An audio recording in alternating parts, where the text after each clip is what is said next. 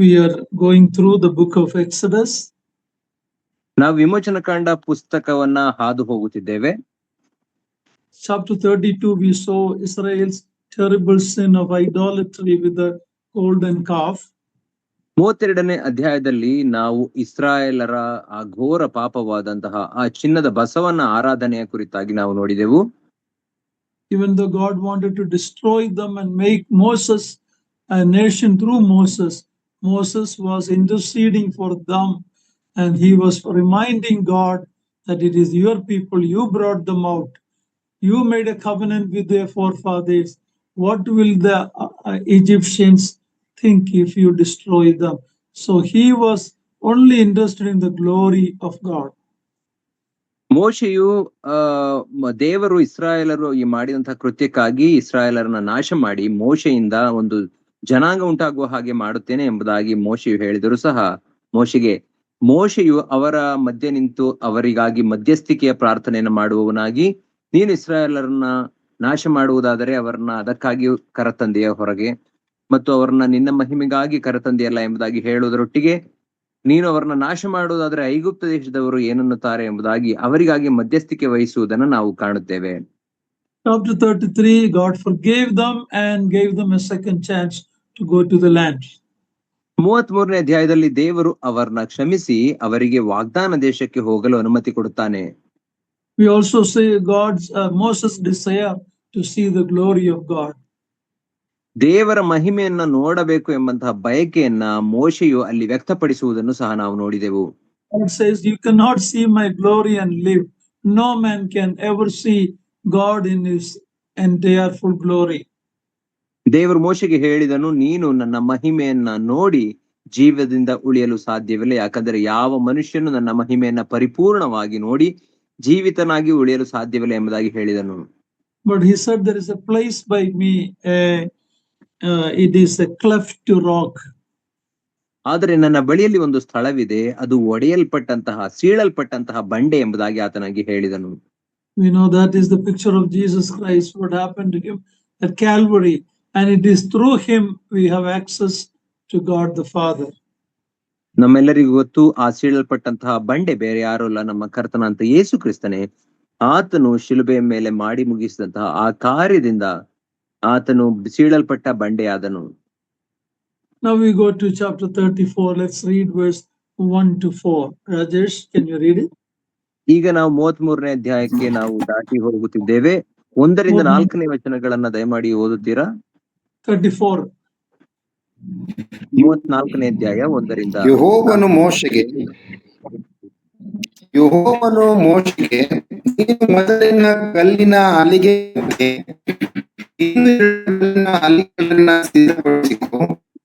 ನೀನು ಒಡೆದು ಬಿಟ್ಟ ಆ ಮೊದಲನೆಯ ಹಲಿಗೆಗಳ ಮೇಲಿದ್ದ ವಾಕ್ಯಗಳನ್ನ ನಾನು ಈ ಹಲಿಗೆಗಳ ಮೇಲೆ ಬರೆಯುವೆನು. ಬೆಳಿಗ್ಗೆ ಇನ್ನು ಸಿದ್ಧವಾಗಿದ್ದು ಸಿನಾಯಿ ಬೆಟ್ಟವನ್ನು ಹತ್ತಿ ಅಲ್ಲಿ ನನ್ನ ನಿಂತಿರಬೇಕು. ಯಾವ ನಿನ್ನ ಜೊತೆಯಲ್ಲಿ ಮೇಲಕ್ಕೆ ಬರಬಹುದು. ಈ ಬೆಟ್ಟ ಪ್ರದೇಶದಲ್ಲಿ ಯಾವ ಎಲ್ಲಿ ಕಾಣಿಸಬಹುದು. ಬೆಟ್ಟದ ಮುಂದೆ ಕೊಡದು ಎಂದು ಆದ ಕಾರಣ ಮೋಶೆ ಮೊದಲಿದ್ದ ಹಲಿಗೆಗಳಂತೆ 2 ಕಲ್ಲಿನ ಹಲಿಗೆಗಳನ್ನ ಸಿದ್ಧಪಡಿಸಿಕೊಂಡು ಯೆಹೋವನ ಅಪ್ಪಣೆಯ ಮೇರೆಗೆ ಬೆಳಿಗ್ಗೆ ಎದ್ದು ಆ 2 ಕಲ್ಲಿನ ಹಲಿಗೆಗಳನ್ನ ಕೈಯಲ್ಲಿ ತೆಗೆದುಕೊಂಡು ಸೀನಾಯಿ ಬೆಟ್ಟವನ್ನ ಹತ್ತಿದನು. Rajesh, I think audio problem was there. Is it only to me? Others also hearing it like that? Right. Yes, we could not hear him properly. Okay, here we see God giving again a second chance. The law is to be given again second time. ಇಲ್ಲಿ ದೇವರು ಮತ್ತೊಂದು ಅವಕಾಶವನ್ನು ಇಸ್ರಾಯೇಲರಿಗೆ ಕೊಡುವುದನ್ನು ನಾವು ನೋಡುತ್ತೇವೆ. ಮತ್ತೊಮ್ಮೆ ಅವರಿಗೆ ಧರ್ಮಶಾಸ್ತ್ರವನ್ನ ಅಥವಾ ಆಜ್ಞೆಗಳನ್ನ ಪುನಃ ಕೊಡುತ್ತಾನೆ. God is the God of second chance. I think you and I can admit how many times God been merciful to us. ನಮ್ಮ ದೇವರು ಎರಡನೆಯ ಅವಕಾಶದ ದೇವರಾಗಿದ್ದಾನೆ. ನೀವು ಆತ ನಮಗೆ ಎಷ್ಟು ಅವಕಾಶಗಳನ್ನ ಕೊಟ್ಟಿದ್ದಾನೆ ಎಂಬುದನ್ನು ಒಪ್ಪಿಕೊಳ್ಳುತ್ತೀವಲ್ಲವೇ? Even in Moses' life, God gave him a second chance. He was a murderer, but God in his mercy gave him a second chance. ಮೋಶೆಯ ಜೀವಿತದಲ್ಲಿಯೂ ದೇವರು 2 ಅವಕಾಶಗಳನ್ನ ಆತನಿಗೆ ಕೊಡುವುದನ್ನು ನಾವು ಕಾಣುತ್ತೇವೆ. ಮೋಶೆಯು ಕೊಲೆಗಾರನಾಗಿದ್ದನು, ಆದರೂ ದೇವರು ಮೋಶೆಗೆ 2ನೇ ಅವಕಾಶವನ್ನು ಕೊಟ್ಟನು. Here in the verse we see the second tablets of the law. ಇಲ್ಲಿ ನಾವು 2ನೆಯ ದಶಾಜ್ಞೆಗಳ ಆ ಕಲ್ಲಿನ ಹಲಿಗೆಗಳ ಕುರಿತಾಗಿ ಓದುತ್ತೇವೆ. First one was broken by Moses because Israelites broke the law. Even though they agreed that they will follow all that God said, they broke, and Moses broke that stone. ಮೊದಲನೆಯ ಕಲ್ಲಿನ ಹಲಿಗೆಗಳನ್ನ ಮೋಶೆಯು ಹೊಡೆದು ಬಿಟ್ಟನು, ಯಾಕಂದರೆ ದೇವರ ಎಲ್ಲಾ ಆಜ್ಞೆಗಳನ್ನು ನಾವು ಕೈಕೊಂಡು ನಡೆಯುತ್ತೇವೆ ಎಂಬುದಾಗಿ ಪ್ರಮಾಣ ಮಾಡಿದಂತಹ ಇಸ್ರಾಯೇಲರು ಆತನು ಕೆಳಗೆ ಇಳಿದು ಬರುವಷ್ಟರೊಳಗೆ ಆ ಕೊಡಲ್ಪಡದಂತಹ ಆಜ್ಞೆಗಳನ್ನೆಲ್ಲ ಅವರು ಮೀರಿದ ಕಾರಣ ಆತನು ಹೊಡೆದು ಬಿಟ್ಟನು. What we need is not the law, what we need is the grace. ನಮಗೆ ಬೇಕಾಗಿರುವುದು ಆತನ ಅಥವಾ ಧರ್ಮಶಾಸ್ತ್ರವಲ್ಲ, ಆಜ್ಞೆಗಳಲ್ಲ, ಬದಲಾಗಿ ಆತನ ಕೃಪೆ ನಮಗೆ ಬೇಕಾಗಿದೆ. In these verses, God is giving them instruction that no one should be seen, no man or flock, anyone near Mount Sinai. ಇಲ್ಲಿ ದೇವರು ಅವರಿಗೆ ಆಜ್ಞೆಗಳನ್ನು ಕೊಡುತ್ತಿದ್ದಾನೆ. ಏನೆಂದರೆ ಯಾವುದೇ ವ್ಯಕ್ತಿಯು ಹತ್ತಿರಕ್ಕೆ ಬರಬಾರದು, ಮನುಷ್ಯನಾಗಲಿ ಪ್ರಾಣಿಯಾಗಲಿ ಸೀನಾಯಿ ಬೆಟ್ಟದ ಹತ್ತಿರಕ್ಕೆ ಬರಬಾರದು, ಮೇಯಲೂ ಕೂಡದು ಎಂಬುದಾಗಿ ಹೇಳುತ್ತಾನೆ. In Hebrews chapter 12 verse 18 to 25, this scene is described by the author of Hebrews. Please read Hebrews 12:18 to 25. ಇಬ್ರಿಯರಿಗೆ ಬರೆದ ಪತ್ರಿಕೆ 12ನೇ ಅಧ್ಯಾಯ 18ರಿಂದ 25ನೇ ವಚನಗಳಲ್ಲಿ ಇಬ್ರಿಯರ ಬರಹಗಾರನು ಈ ಒಂದು ಘಟನೆಯ ಕುರಿತಾಗಿ ವಿವರವಾಗಿ ಹೇಳುವುದನ್ನು ನಾವು ಕಾಣುತ್ತೇವೆ. ದಯಮಾಡಿ ಓದಿರಿ. 18ರಿಂದ 25. ನೀವು ಮುಟ್ಟುವುದಕ್ಕೆ ಸಾಧ್ಯವಾದಂತ ಮತ್ತು ಬೆಂಕಿ ಹತ್ತಿದಂತ ಬೆಟ್ಟಕ್ಕೂ ಮೋಡದ ಮೊಬ್ಬಿಗೂ ಕತ್ತಲೆಗೂ ಬಿರುಗಾಳಿಗೂ ತುತ್ತೂರಿಯ ಧ್ವನಿಗೂ ಮಾತುಗಳ ಶಬ್ದಕ್ಕೂ ಬಂದವರಲ್ಲ. ಆ ಶಬ್ದವನ್ನ ಕೇಳಿದವರು ತಮಗೆ ಇನ್ನೂ ಒಂದು ಮಾತನ್ನಾದರೂ ಹೇಳಬಾರದೆಂದು ಬೇಡಿಕೊಂಡರು. ಯಾಕಂದರೆ ಒಂದು ಮೃಗವಾದರೂ ಬೆಟ್ಟಕ್ಕೆ ಮುಟ್ಟಿದರೆ ಅದನ್ನು ಕಲ್ಲೆಸೆದು ಕೊಲ್ಲಬೇಕೆಂಬ ವಿಧಿಯನ್ನ ತಾಳಲಾರದೆ ಇದ್ದರು.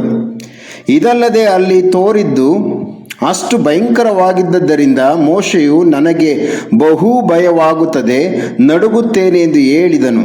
ಆದರೆ ನೀವು ಚಿಯೋನ್ ಪರ್ವತಕ್ಕೂ ಜೀವಸ್ವರೂಪನಾದ ದೇವರ ಪಟ್ಟಣವಾಗಿರುವ ಪರಲೋಕದ ಯೆರೂಸಲೇಮಿಗೂ ಉತ್ಸವ ಸಂಘದಲ್ಲಿ ಕೂಡಿರುವ ಕೋಟ್ಯಾನುಕೋಟಿ ದೇವದೂತರ ಬಳಿಗೂ ಪರಲೋಕದಲ್ಲಿ ಹೆಸರು ಬರೆಸಿಕೊಂಡಿರುವ ಚೊಚ್ಚಲ ಮಕ್ಕಳ ಸಭೆಗೂ ಎಲ್ಲರಿಗೂ ನ್ಯಾಯಾಧಿಪತಿಯಾಗಿರುವ ದೇವರ ಬಳಿಗೂ ಸಿದ್ಧಿಗೆ ಬಂದಿರುವ ನೀತಿವಂತರ ಆತ್ಮಗಳ ಬಳಿಗೂ ಹೊಸ ಒಡಂಬಡಿಕೆಯ ಮಧ್ಯಸ್ಥನಾಗಿರುವ ಯೇಸುವಿನ ಬಳಿಗೂ ಹೇಬೇಲನ ರಕ್ತಕ್ಕಿಂತ ಹಿತಕರವಾಗಿ ಮಾತಾಡುವ ಪ್ರೋಕ್ಷಣ ರಕ್ತದ ಬಳಿಗೂ ಬಂದಿದ್ದೀರಿ. 25. ನೀವು ಮಾತಾಡುತ್ತಿರುವ ಆತನು ಮಾತನ್ನ ಕೇಳಲೊಲ್ಲವೆಂದು ಹೇಳಬಾರದು. ಭೂಮಿಯ ಮೇಲೆ ದೈವೋಕ್ತಿಗಳನ್ನಾಡಿದವನಿಗೆ ಕಿವಿಗೊಡ ಮನಸ್ಸಿಲ್ಲದೆ ಇದ್ದ ಇಸ್ರಾಯೇಲರು ದಂಡನೆಗೆ ತಪ್ಪಿಸಿಕೊಳ್ಳದಿದ್ದರೆ ಪರಲೋಕದಿಂದ ಮಾತಾಡುವವನಿಗೆ ನಾವು ಕಿವಿಗೊಡುವ ಮನಸ್ಸಿಲ್ಲದೆ ತೊಲಗಿದರೆ ಹೇಗೆ ತಪ್ಪಿಸಿಕೊಂಡೆವು? Here we get a sense of how terrible, how fearful the appearing of the Lord was on Mount Sinai. Even the person who could go to God's presence was telling, I trembled and I was fearful. ನಾವು ಇಲ್ಲಿ ಸೀನಾಯಿ ಬೆಟ್ಟದ ಮೇಲಿನ ಒಂದು ದೃಶ್ಯ ಎಷ್ಟು ಭಯಂಕರವಾಗಿತ್ತು, ಎಷ್ಟು ಭಯದಿಂದ ಅವರು ಅದನ್ನ ಅನುಭವಿಸಿದರು ಅಥವಾ ಅದನ್ನ ಕಂಡರು ಎಂಬುದಾಗಿ ನಾವು ನೋಡುತ್ತೇವೆ. ದೇವರ ಸನ್ನಿಧಿ ಪ್ರವೇಶಿಸಲಿಕ್ಕೆ ಅನುಮತಿಯನ್ನ ಹೊಂದಿದಂತಹ ಮೋಶೆಯು ಸಹ ಭಯದಿಂದ ನಡುಗಿದನು ಎಂಬುದಾಗಿ ನಾವು ಇಲ್ಲಿ ಓದುತ್ತೇವೆ. When we are reminded about the difference between that and the New Testament, we have come to a new covenant through Jesus Christ. How blessed and privileged people we are. ನಂತರ ನಮಗೆ ಈ ಹಳೆಯ ಒಡಂಬಡಿಕೆಗೂ ಹೊಸ ಒಡಂಬಡಿಕೆಗ ಬಳಿಗೂ ನಾವು ಹೇಗೆ ಬಂದಿದ್ದೇವೆ, ಅದಕ್ಕೂ ಇದಕ್ಕೂ ಇರುವ ವ್ಯತ್ಯಾಸವೇನು ಎಂಬುದರ ಕುರಿತಾಗಿ ತಿಳಿಸಲ್ಪಟ್ಟಿದೆ. The privilege always brings great responsibility. ನಮಗೆ ಸಿಕ್ಕಿರುವಂತಹ ಈ ಆಶೀರ್ವಾದ ಮತ್ತು ಈ ಸವಲತ್ತಿನಿಂದ ನಮಗೆ ಜವಾಬ್ದಾರಿಯೂ ಸಹ ದೇವರು ಕೊಟ್ಟಿದ್ದಾನೆ ಅದರೊಟ್ಟಿಗೆ. Okay, so verse 5 and 6, please read it. 5 ಮತ್ತು 6ನೇ ವಚನವನ್ನು ದಯಮಾಡಿ ಓದ್ರಿ. ಮೇಘದಿಂದ, ಆಗ ಯೆಹೋವನು ಮೇಘದಿಂದ ಆವರಿಸಲ್ಪಟ್ಟವನಾಗಿ ಇಳಿದು ಬಂದು ಅಲ್ಲಿ ಅವನ ಹತ್ತಿರ ನಿಂತು ಯೆಹೋವನೆಂಬ ನಾಮವನ್ನ ಪ್ರಕಟಿಸಿದನು. ಯೆಹೋವನು ಮೋಶೆಯ ಎದುರಾಗಿ ಹೋಗುತ್ತಾ ಪ್ರಕಟವಾಗಿ ಹೇಳಿದ್ದೇನೆಂದರೆ, ಯೆಹೋವ ಕನಿಕರವು ದಯೆಯೂ ಉಳ್ಳ ದೇವರು, ದೀರ್ಘಶಾಂತನು, ಪ್ರೀತಿಯೂ ನಂಬಿಕೆಯೂ ಉಳ್ಳವನು, ಸಾವಿರಾರು ತಲೆಗಳವರೆಗೂ ದಯ ತೋರಿಸುವವನು, ದೋಷಾಪರಾಧ ಪಾಪಗಳನ್ನು ಕ್ಷಮಿಸುವವನು, ಆದರೂ ಅಪರಾಧಗಳನ್ನು ಶಿಕ್ಷಿಸದೆ ಬಿಡದವನು, ತಂದೆಗಳ ದೋಷ ಫಲವನ್ನ ಮಕ್ಕಳ ಮೇಲೆ 3-4 ತಲೆಗಳವರೆಗೂ ಬರಮಾಡುವೆನು ಎಂಬುದೇ. 8ನೇ ವಚನ brother. 7, brother. Okay. Here now the Lord is proclaiming his name to Moses. ಇಲ್ಲಿ ದೇವರು ತನ್ನ ಹೆಸರನ್ನ ಮೋಶೆಗೆ ಪ್ರಕಟಿಸುವುದನ್ನು ನಾವು ಕಾಣುತ್ತಿದ್ದೇವೆ. When we hear a name, we have something in our mind. For example, a Hitler or a Gandhi or a Modi or a Caesar. Something comes into our mind about the personality of that person. ನಾವು ಒಂದು ಹೆಸರನ್ನ ಕೇಳುವಾಗ ಒಂದು ಚಿತ್ರಣ ನಮ್ಮ ಮನಸ್ಸಿಗೆ ಬರ್ತದೆ. Hitler, Gandhi, Modi, ಹೀಗೆ ಬೇರೆ ಹೆಸರುಗಳನ್ನ ನಾವು ಕೈಸರನು ಎಂಬುದಾಗಿ ನೋಡುವಾಗ ಅವರು ಮಾಡಿದ ಕೃತ್ಯಗಳು ಅಥವಾ ಒಂದು ಚಿತ್ರಣ ನಮಗೆ ಮನಸ್ಸಿಗೆ ಬರುವಂತದ್ದಾಗಿದೆ. Who is God of the universe explaining or revealing, proclaiming his name? ಇಲ್ಲಿ ಲೋಕದ ದೇವರು ತನ್ನನ್ನ ತಾನು ಪ್ರಕಟಿಸಿಕೊಳ್ಳುತ್ತಾ ತನ್ನ ಹೆಸರನ್ನ ಇಲ್ಲಿ ತಿಳಿಸುತ್ತಿದ್ದಾನೆ. We need to understand this balanced teaching of the word of God about who our God is. ಇಲ್ಲಿ ದೇವರ ವಾಕ್ಯವು ಒಂದು ಸಮತೋಲನವಾದಂತಹ ದೇವರು ಯಾರಾಗಿದ್ದಾನೆ ಎಂಬಂತಹ ಆತನ ಪರಿಚಯ ಮಾಡುವುದನ್ನು ನಾವು ಇಲ್ಲಿ ಗಮನಿಸಬೇಕು. He is the Lord God, merciful and gracious. ಆತನು ಯೆಹೋವ ಕನಿಕರವು ದಯೆಯೂ ಉಳ್ಳ ದೇವರು. Is long suffering, abundant in goodness and truth.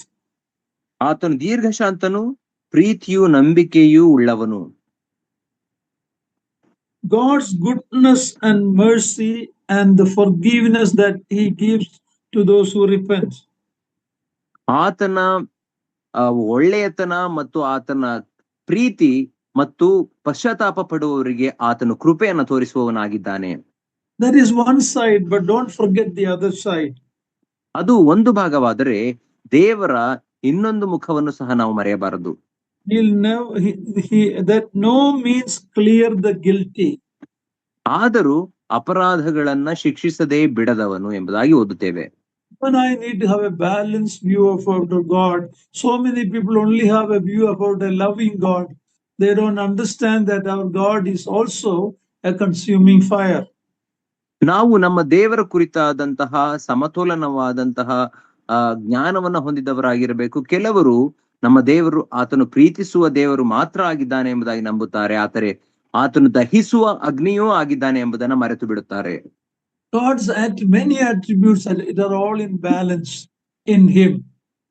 ದೇವರ ಎಲ್ಲ ಗುಣಲಕ್ಷಣಗಳನ್ನ ನಾವು ನೋಡುವಾಗ ಅವೆಲ್ಲವೂ ಒಂದಕ್ಕೊಂದು ಸಮತೋಲನವಾಗಿರುವಂತಹ ಗುಣಲಕ್ಷಣಗಳಾಗಿವೆ. And in Romans chapter 2, we read about the basis for God judging a sinner.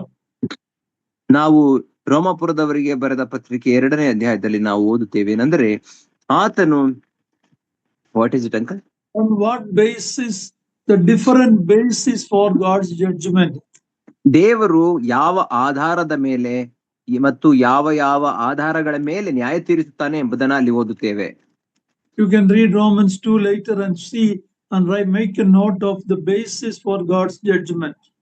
ನೀವು ನಂತರ ರೋಮಾಪುರದವರಿಗೆ ಬರೆದ ಪತ್ರಿಕೆ 2ನೇ ಅಧ್ಯಾಯವನ್ನ ಓದಿ ಯಾವ ಆಧಾರದ ಮೇಲೆ ದೇವರು ನ್ಯಾಯ ತೀರಿಸುತ್ತಾನೆ ಎಂಬುದನ್ನ ಬರೆದುಕೊಳ್ಳಿರಿ. Yes, God does not extend mercy by shutting his eyes to the guilty like we do. ನಾವು ಮಾಡುವ ರೀತಿಯಲ್ಲಿ ದೇವರು ತಪ್ಪನ್ನ ಮರೆಮಾಚಿ ಆತನು ಕ್ಷಮಾಪಣೆ ಕೊಡುವವನಲ್ಲ. He can't say, I will just forget that sin or never mind. God can never do that. ಮತ್ತು ದೇವರು ನಾನು ಆ ಪಾಪವನ್ನ ಗಮನಿಸುವುದಿಲ್ಲ ಅಥವಾ ಅದರ ಕಡೆಗೆ ಗಮನ ಕೊಡುವುದಿಲ್ಲ, ಮರೆತು ಬಿಡುತ್ತೇನೆ ಎಂಬುದಾಗಿ ಎಂದಿಗೂ ಹೇಳುವುದಿಲ್ಲ. Sin must be punished and penalty must be paid. ಪಾಪಕ್ಕೆ ಶಿಕ್ಷೆ ಆಗಲೇಬೇಕು, ಅದಕ್ಕೆ ತೆರಬೇಕಂತ ಪ್ರಾಯಶ್ಚಿತ್ತವು ತೆರಲ್ಪಡಲೇಬೇಕು. In the Psalms, we read an important statement about what happened on the cross. Please read Psalm 57 verse 3.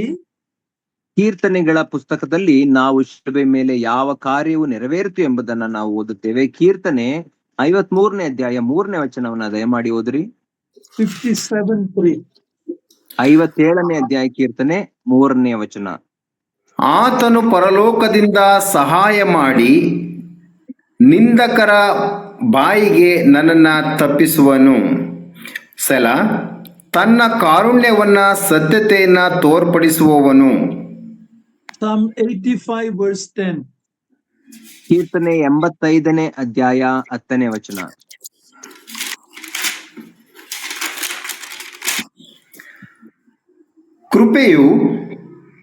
ಕೃಪೆಯು ಸತ್ಯವು ಒಂದನ್ನೊಂದು ಕೂಡಿರುವವು, ನೀತಿಯು ಸಮಾಧಾನವು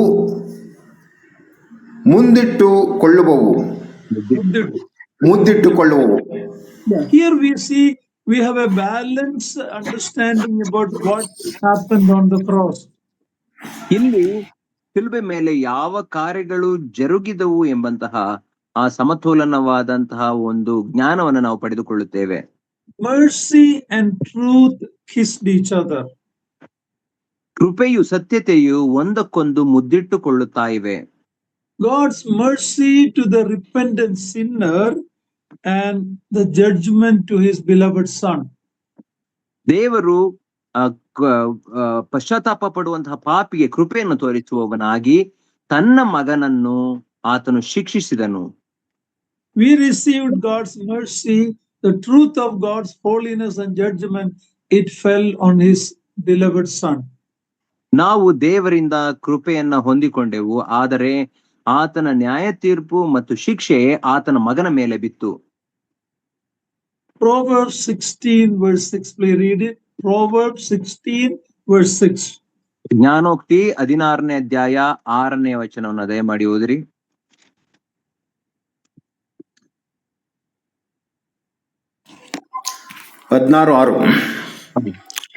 ಕೃಪಾ ಸತ್ಯತೆಗಳಿಂದ ಪಾಪ ನಿವಾರಣೆ, ಯೆಹೋವನ ಭಯ ಭಕ್ತಿಯಿಂದ ಹಾನಿ ನಿವಾರಣೆ.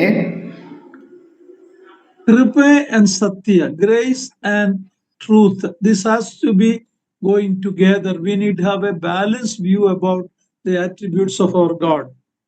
ಪ್ರೀತಿ ಮತ್ತು ಸತ್ಯತೆಗಳು ಅವೆರಡು ಯಾವಾಗ ಜೊತೆ ಜೊತೆಯಾಗಿ ಹೋಗುವುದನ್ನು ನಾವು ನೋಡುತ್ತೇವೆ, ಮತ್ತು ನಮ್ಮ ದೇವರ ಗುಣಲಕ್ಷಣಗಳು ಕೂಡ ಸಹ ಅವು ಸಮತೋಲನವಾದವುಗಳು. Some only speak about God's love, some only speak about God's wrath, but the Bible balances it. ಕೆಲವರು ದೇವರ ಕೃಪೆಯ ಕುರಿತಾಗಿ ಮಾತ್ರ ಮಾತನಾಡುತ್ತಾರೆ, ಇನ್ನು ಕೆಲವರು ಆತನ ಕೋಪ ಮತ್ತು ನ್ಯಾಯ ತೀರ್ಪಿನ ಕುರಿತಾಗಿ ಮಾತ್ರ ಮಾತನಾಡುತ್ತಾರೆ. ಅದರ ಸತ್ಯವೇದವು ಆತನ ಇವೆರಡೂ ಗುಣಲಕ್ಷಣಗಳನ್ನ ಸಮತೋಲನವಾಗಿ ಮಾತನಾಡುತ್ತದೆ. God provided a sacrifice to take care of man's sin. ಮಾನವನ ಪಾಪಗಳನ್ನ ನಿವಾರಣೆ ಮಾಡಲಿಕ್ಕಾಗಿ ದೇವರು ಆತನೇ ಪ್ರಾಯಶ್ಚಿತ್ತವನ್ನ ಏರ್ಪಡಿಸಿದನು. Israel's sacrifices did not take away sin. Would you please repeat, uncle? Your voice broke. Israel's sacrifices did not take away sin. It only covered for a time. ಇಸ್ರಾಯೇಲರು ಸಮರ್ಪಿಸಿದಂತಹ ಎಲ್ಲಾ ಯಜ್ಞ ಸಮರ್ಪಣೆಗಳು ಅವರ ಪಾಪವನ್ನು ಅಳಿಸಿ ಬಿಡಲಿಲ್ಲ, ಬದಲಾಗಿ ಸ್ವಲ್ಪ ಸಮಯದವರೆಗೆ ಅವರ ಪಾಪಗಳನ್ನ ಮುಚ್ಚಿದವಷ್ಟೇ. But it pointed to the perfect sacrifice, the Lamb of God. Behold the Lamb of God. We read John the Baptist pointing towards Jesus and telling. ಆದರೆ ಅವರೆಲ್ಲರ ಯಜ್ಞ ಸಮರ್ಪಣೆಗಳು ಒಂದು ಪರಿಪೂರ್ಣವಾದ ಯಜ್ಞದ ಕಡೆಗೆ ಬೆರಳು ಮಾಡಿ ತೋರಿಸುತ್ತಿದ್ದೆವು. ಅದ್ಯಾರೆಂದರೆ ಸ್ನಾನಿಕನಾದ ಯೋಹಾನು ಹೇಳುವ ರೀತಿಯಲ್ಲಿ, ಅಗೋ ದೇವರು ಯಜ್ಞಕ್ಕೆ ನೇಮಿಸಿದಂತಹ ಕುರಿಮರಿಯು ಲೋಕದ ಪಾಪವನ್ನು ಆತನು ಹೊರುತ್ತಾನೆ. So read verse 7 again, Exodus 34 verse 7. 7ನೇ ವಚನವನ್ನ ಮತ್ತೆ ಓದಿರಿ. ವಿಮೋಚನ ಕಂಡ 34:7.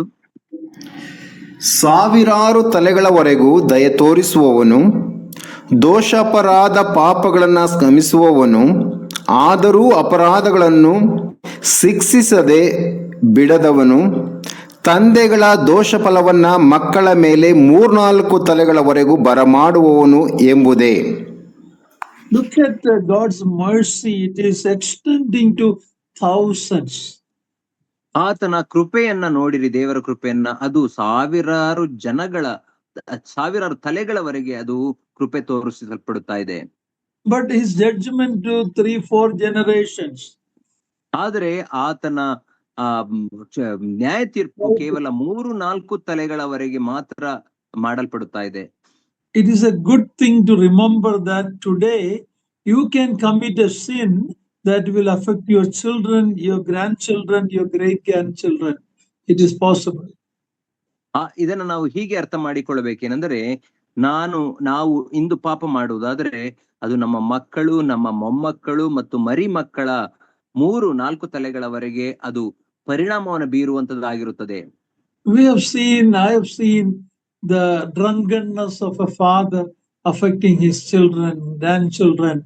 It is a reality that what we do will have impact on our generation. ನಾನು ಈ ವಿಷಯ ಸಂಗತಿಗಳನ್ನ ಕಂಡಿದ್ದೇನೆ. ಏನಂದ್ರೆ, ಕುಡಿಕತನ ಮಕ್ಕಳಿಗೆ ಮತ್ತು ಮೊಮ್ಮಕ್ಕಳಿಗೂ ಅದು ಪ್ರಭಾವ ಬೀರಿರುವುದನ್ನು ನಾನು ಕಂಡಿದ್ದೇನೆ. ಯಾಕಂದ್ರೆ ನಾವು ಮಾಡುವಂತದ್ದೆಲ್ಲವೂ ಅದು ನಮ್ಮ ಮುಂದಿನ ತಲೆಮಾರಿಗೆ ಪ್ರಭಾವ ಬೀರುವಂತವುಗಳಾಗಿವೆ.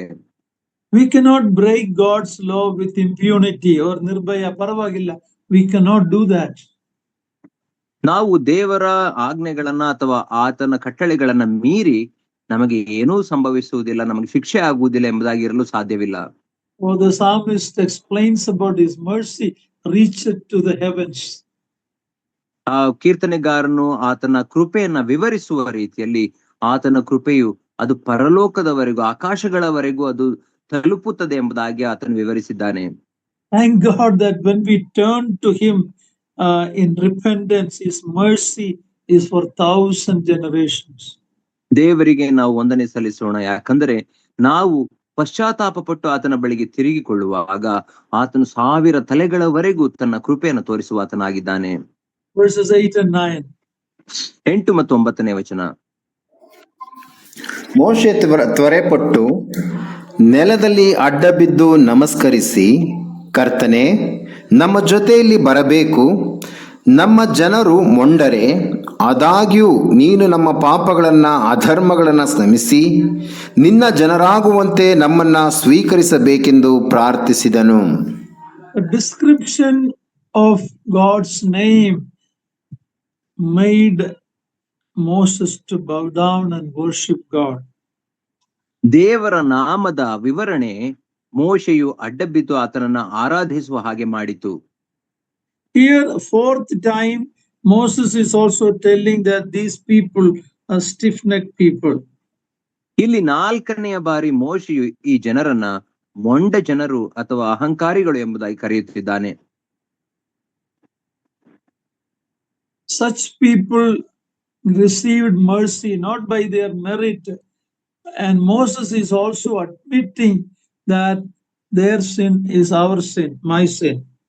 ಅಂತಹ ಜನರು ದೇವರ ಕೃಪೆಯನ್ನ ಅವರು ಸ್ವೀಕರಿಸಿದರು ಎಂಬುದಾಗಿ ನಾವು ಕಾಣುತ್ತೇವೆ. ಮತ್ತು ಅಂತಹ ಜನರನ್ನ ಮೋಶೆ ನನ್ನ ಜನರು ಎಂಬುದಾಗಿ ಆತನು ಸ್ವೀಕರಿಸಿಕೊಳ್ಳುವುದನ್ನು ನಾವು ಇಲ್ಲಿ ಕಾಣುತ್ತೇವೆ. He is telling, pardon our iniquity, our sin. Moses didn't say pardon their sin. He identified himself with his people. Any godly person in the Bible, when they confess the sin of the people as their own sin. ಇಲ್ಲಿ ಮೋಶೆಯು ನೀನು ನಮ್ಮ ಪಾಪಗಳನ್ನು ಅಧರ್ಮವನ್ನು ಕ್ಷಮಿಸಿ ನಿನ್ನ ಜನರಾಗುವಂತೆ ನಮ್ಮನ್ನು ಸ್ವೀಕರಿಸಬೇಕು ಎಂಬುದಾಗಿ ಪ್ರಾರ್ಥಿಸುತ್ತಿದ್ದಾನೆ. ಈ ಜನರ ಪಾಪವನ್ನ ನೀನು ಕ್ಷಮಿಸು ಎಂಬುದಾಗಿ ಆತನು ಹೇಳುತ್ತಿಲ್ಲ, ಬದಲಾಗಿ ಆ ಇಸ್ರಾಯೇಲರೊಟ್ಟಿಗೆ ತನ್ನನ್ನು ಸಹ ಎಣಿಸಿಕೊಳ್ಳುವವನಾಗಿದ್ದಾನೆ. ನಾವು ದೇವರ ವಾಕ್ಯದಲ್ಲಿ ನೋಡುವಂತಹ ಎಲ್ಲಾ ದೇವ ಭಕ್ತರು ಸಹ ಆ ಜನರೊಟ್ಟಿಗೆ ತಮ್ಮನ್ನು ಸಹ ಎಣಿಸಿಕೊಳ್ಳುವುದನ್ನ ನಾವು ನೋಡುತ್ತೇವೆ. And verse 10, please read verse 10. 10ನೇ ವಚನವನ್ನ ಓದಿರಿ. ಯೆಹೋವನು ಹೇಳಿದ್ದೇನೆಂದರೆ, ನಾನು ಒಂದು ನಿಬಂಧನೆಯನ್ನ ಸ್ಥಾಪಿಸುತ್ತೇನೆ, ಕೇಳು. ಲೋಕದಲ್ಲಿ ಎಲ್ಲಿಯೂ ಯಾವ ಜನಾಂಗದಲ್ಲಿ ಆದರೂ ನಡೆಯದಂಥ ಮಹತ್ ಕಾರ್ಯಗಳನ್ನು ನಿನ್ನ ಜನರೆಲ್ಲರೂ ನೋಡುವಂತೆ ನಡೆಸುವೆನು. ನಿಮ್ಮ ಸುತ್ತಮುತ್ತಲಿರುವ ಎಲ್ಲಾ ಜನರು ಯೆಹೋವನು ಮಾಡುವ ಮಹತ್ ಕಾರ್ಯಗಳನ್ನು ನೋಡುವರು. ನಾನು ನಿಮ್ಮ ವಿಷಯದಲ್ಲಿ ಮಾಡಬೇಕೆಂದಿರುವುದು ಭಯಂಕರವಾದದ್ದು. This Bhayankara, terrible, means it incite a terror not as we think. ಇಲ್ಲಿ ಭಯಂಕರವಾದದ್ದು ಎಂಬುದಾಗಿ ಹೇಳುವಾಗ ನಾವು ನೆನೆಸುವ ರೀತಿಯಲ್ಲಿ ಭಯಂಕರವಾದದ್ದಲ್ಲ. It was a part of a shield of God that he is putting around his people.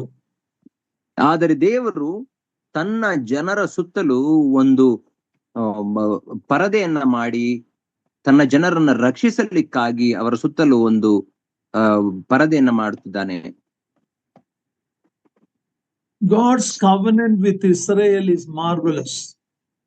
ದೇವರು ಇಸ್ರಾಯೇಲರೊಟ್ಟಿಗೆ ಮಾಡಿಕೊಂಡಂತಹ ಒಡಂಬಡಿಕೆಯು ಅದು ಮಹತ್ವವುಳ್ಳದು. Not done to any other nations like that. ದೇವರು ಅಂತಹ ಒಡಂಬಡಿಕೆಯನ್ನ ಯಾವ ಜನಾಂಗದೊಟ್ಟಿಗೂ ಆತನು ಮಾಡಿಕೊಳ್ಳಲಿಲ್ಲ.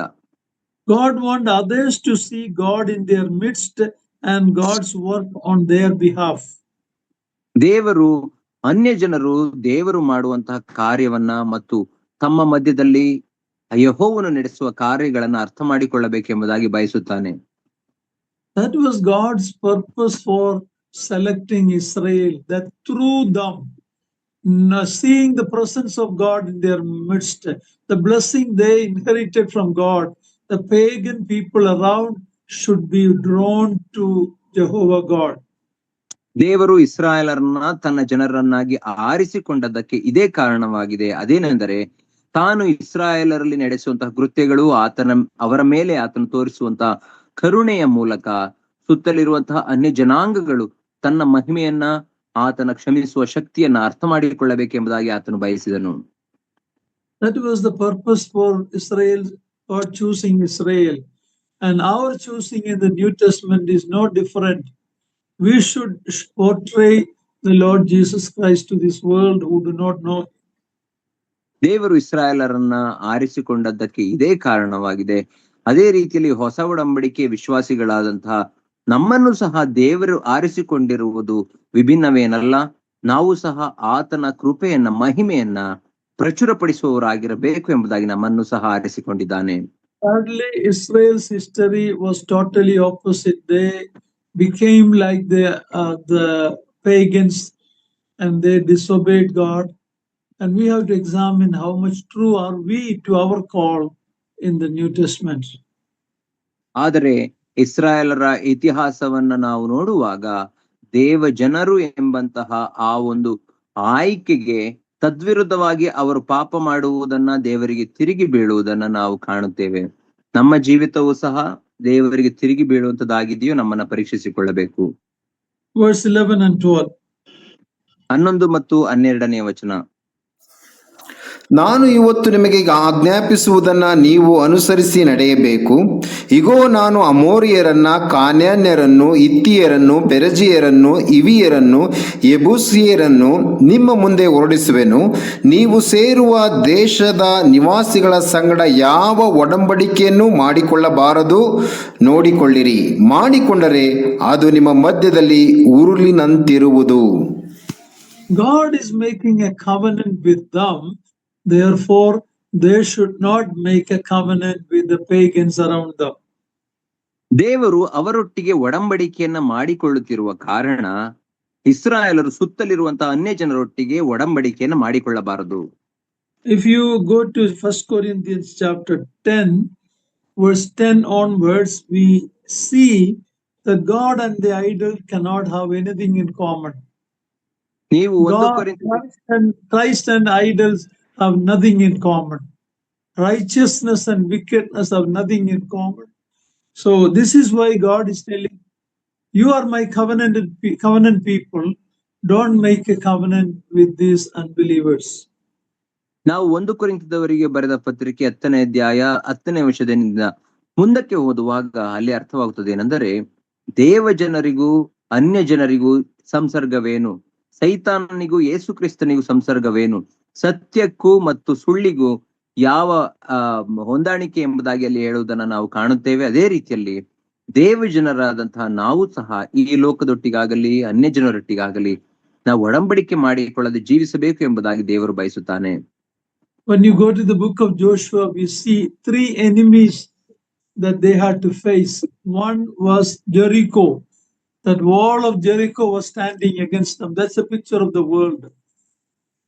ನಾವು ಯೆಹೋಶುವನ ಪುಸ್ತಕಕ್ಕೆ ಬರುವಾಗ ಅಲ್ಲಿ ಇಸ್ರಾಯೇಲರು ಯೆಹೋಶುವನ ನಾಯಕತ್ವದಲ್ಲಿ 3 ವೈರಿಗಳ ವಿರುದ್ಧವಾಗಿ ಯುದ್ಧ ಮಾಡುವುದನ್ನು ನಾವು ಕಾಣುತ್ತೇವೆ. ಮೊದಲನೇದಾಗಿ ಪ್ರಪ್ರಥಮವಾಗಿ ಅವರು ಎದುರಿಸಬೇಕಾದದ್ದು ಯೆರಿಕೋ ಕೋಟೆಯನ್ನ. ಯೆರಿಕೋ ಕೋಟೆಯು ಅದು ಈ ಲೋಕಕ್ಕೆ ಸಮಾನವಾಗಿದೆ. It is very big and very attractive to people. ಅದು ಅತ್ಯಂತ ದೊಡ್ಡದು ಮತ್ತು ಆಕರ್ಷಣೀಯವಾಗಿ ಅನೇಕರಿಗೆ ಕಾಣಿಸುತ್ತದೆ. But because they believed in the Lord and obeyed the commandment of their leader Joshua, God gave them amazing victory. ಆದರೆ ಅವರು ದೇವರ ಮೇಲೆ ನಂಬಿಕೆ ಇಟ್ಟಿದ್ದರಿಂದ ಮತ್ತು ಯೆಹೋಶುವನ ಆಜ್ಞೆಗಳನ್ನ ನೆರವೇರಿಸಿದ್ದರಿಂದ ಕೈಕೊಂಡದರಿಂದ ದೇವರು ಇಸ್ರಾಯೇಲರಿಗೆ ಅದ್ಭುತವಾದಂತಹ ಜಯವನ್ನ ಕೊಡುವುದನ್ನು ನಾವಲ್ಲಿ ಕಾಣುತ್ತೇವೆ. Jericho, they had a great victory, but what happened next in the next chapter? ಯೆರಿಕೋ ಕೋಟೆಯ ಬಳಿಯಲ್ಲಿ ಅವರು ಜಯವನ್ನ ಹೊಂದಿದರು. ಆದರೆ ಮುಂದಿನ ಅಧ್ಯಾಯದಲ್ಲಿ ಏನಾಯಿತು ಎಂಬುದಾಗಿ ಓದುತ್ತೇವೆ. The small city of Ai, they were defeated. ಆಯಿ ಎಂಬಂತಹ ಸಣ್ಣ ಪಟ್ಟಣದ ಬಳಿಯಲ್ಲಿ ಇಸ್ರಾಯೇಲರು ಸೋತು ಹೋದರು. Ai is a picture of our flesh which can deceive us. ಆಯಿ ಅದು ನಮ್ಮ ಶರೀರದ ಸ್ವಭಾವಕ್ಕೆ ಅದು ಸೂಚನೆಯಾಗಿದೆ. ಅದು ನಮ್ಮನ್ನ ಸೋಲಿಸುವಂತದಾಗಿದೆ, ಮೋಸಗೊಳಿಸುವಂತದಾಗಿದೆ. When we anyhow the sin was judged, Achan's sin was judged and God gave them victory. ಆದರೂ ಅಲ್ಲಿ ಆಕಾನನು ಮಾಡಿದಂತಹ ಆ ಪಾಪಕ್ಕೆ ದೇವರು ನ್ಯಾಯ ತೀರಿಸಿ ನಂತರ ಅವರಿಗೆ ಜಯವನ್ನ ಕೊಡುವುದನ್ನು ನಾವು ಅಲ್ಲಿ ಕಾಣುತ್ತೇವೆ. Here once our flesh cannot be improved. It has to be judged. It has to be crucified each day. ಅದೇ ರೀತಿಯಲ್ಲಿ ನಮ್ಮ ಶರೀರವನ್ನು ಸಹ ನಾವು ಗೆಲ್ಲಲು ಸಾಧ್ಯವಿಲ್ಲ. ಅದನ್ನು ಪ್ರತಿ ದಿನಾಲೂ ನಾವು ಶಿಲುಬೆಗೆ ಹಾಕುವವರಾಗಿರಬೇಕು. When we come to Joshua 9, what happened? There was a group of people called Gibeonites. They were from Canaan, but they acted like they were from faraway place and came, and Joshua made a covenant with them without realizing that they were deceiving them. ನಂತರದ ಅಧ್ಯಾಯಕ್ಕೆ ನಾವು ಬರುವಾಗ ಅಲ್ಲಿ ನಾವು ಗಿಬ್ಯೋನ್ಯರ ಕುರಿತಾಗಿ ನಾವು ನೋಡುತ್ತೇವೆ. ಗಿಬ್ಯೋನ್ಯರು ಅವರು ಕಾನಾನ್ ದೇಶದವರೇ ಆಗಿದ್ದರೂ ಸಹ ನಾವು ದೂರ ದೇಶದಿಂದ ಬಂದವರು ಎಂಬುದಾಗಿ ಯೆಹೋಶುವನನ್ನ ಮತ್ತು ಇಸ್ರಾಯೇಲರನ್ನ ಮೋಸಗೊಳಿಸುವುದನ್ನು ನಾವು ಕಾಣುತ್ತೇವೆ. ಇಸ್ರಾಯೇಲರು ಮೋಸಗೊಂಡು ಅವರೊಟ್ಟಿಗೆ ಒಡಂಬಡಿಕೆ ಮಾಡಿಕೊಳ್ಳುವುದನ್ನು ನಾವು ಅಲ್ಲಿ ಕಾಣುತ್ತೇವೆ. And the Gibeonites is a picture of Satan, who is a deceiver.